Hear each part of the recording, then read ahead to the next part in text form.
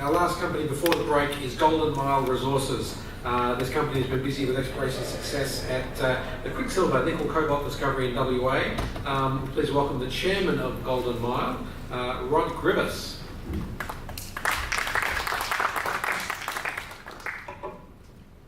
I want to take you on a bit of a partially de-risked discovery tour as part of this presentation.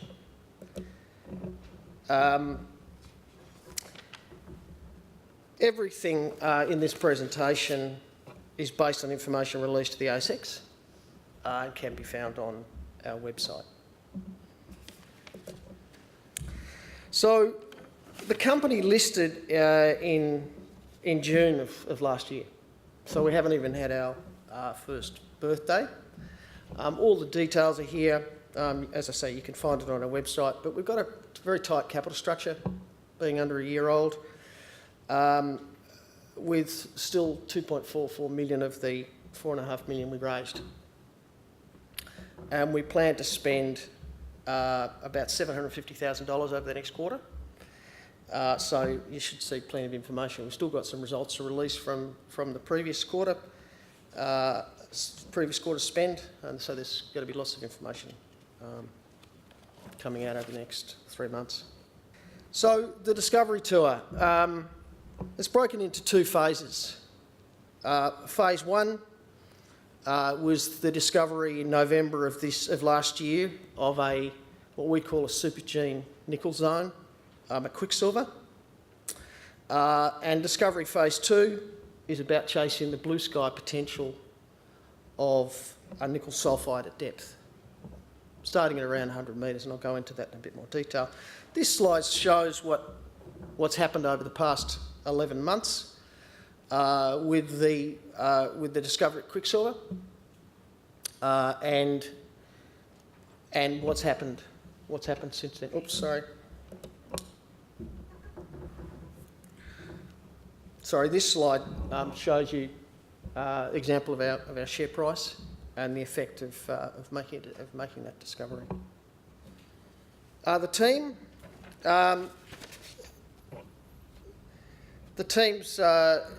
has a lot of experience in taking things from discovery through feasibility study into development. We're backed also by a great consulting team as well.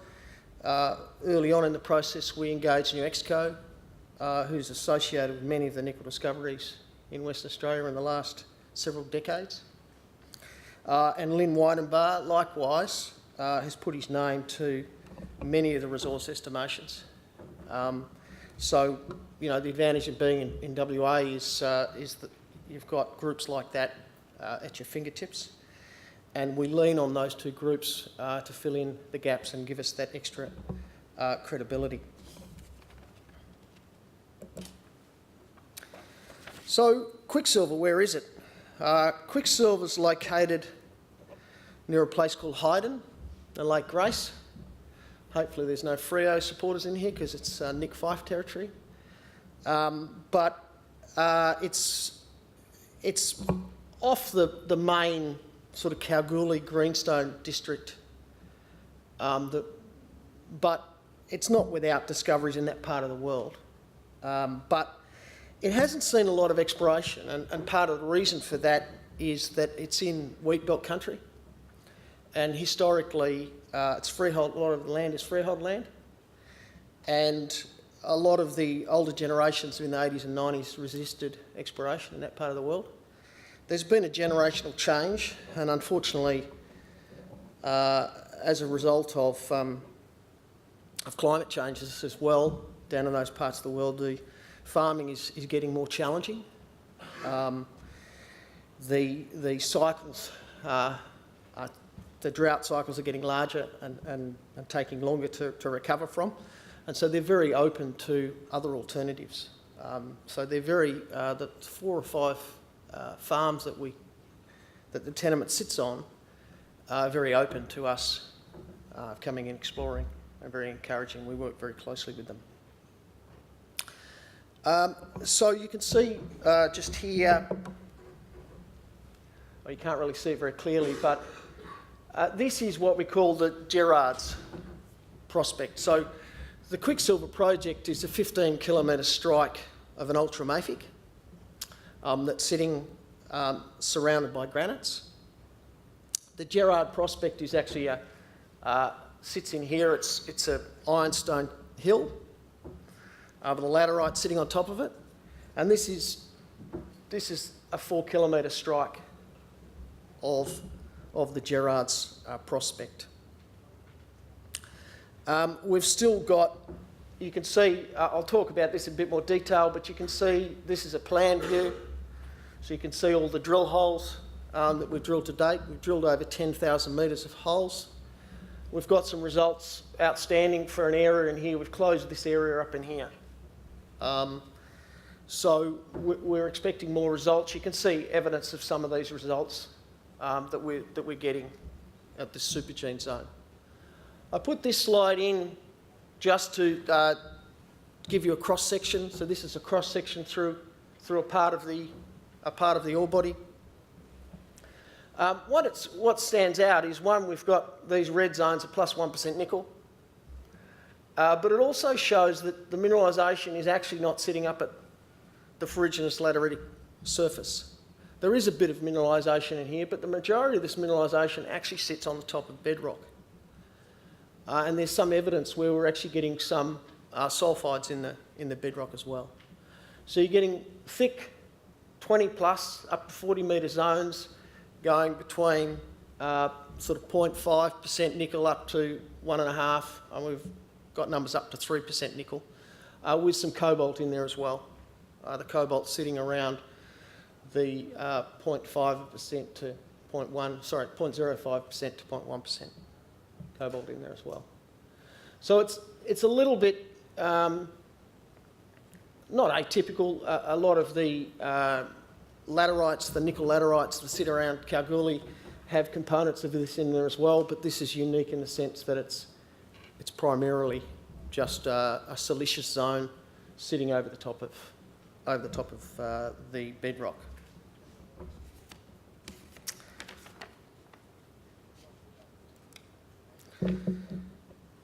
So that talks about, that's in a sense our phase 1 discovery in November of last year.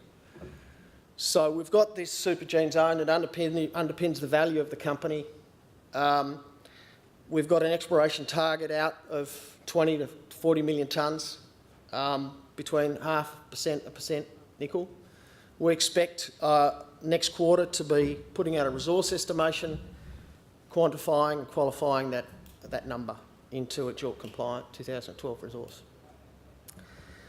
The discovery phase 2 is looking for the source, looking for the bedrock source. We're already seeing sulphides, some nickeliferous, some not so nickeliferous, appearing at depth. But we obviously, the prize is to find a nickel sulphide.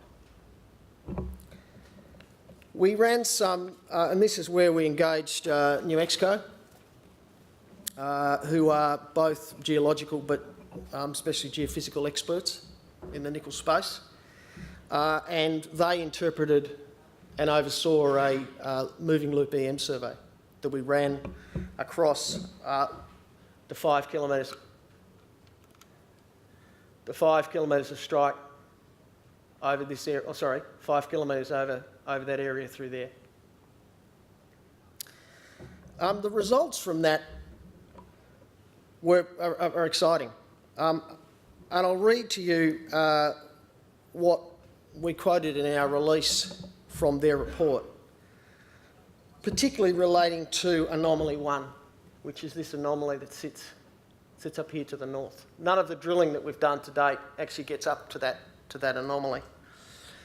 So Anomaly 1 is a Category 1 target, 500 metres long and only 100 metres below the surface. The target is, I quote, consistent with a massive sulphide bedrock conductor in the range of expected values for a nickel sulphide target. The other anomalies are 2, 3 and 4. 2 is this long one, 3 and 4 are not category 1 targets, they're category 2 or category 3 targets. So they're exhibiting a conductive, they are conductive, but they're not as strong as Anomaly 1.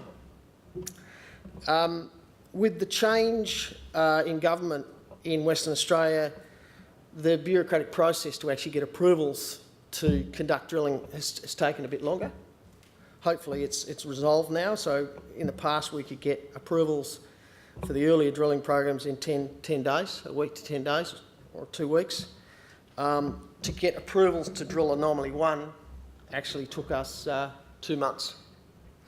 The good news is we have got approval and we expect to have a drill rig drilling this target next month. We're also recently conducted downhole EM on 2 and 3, just to, as I say, working with New Exco, just to get a better sense of what those anomalies mean.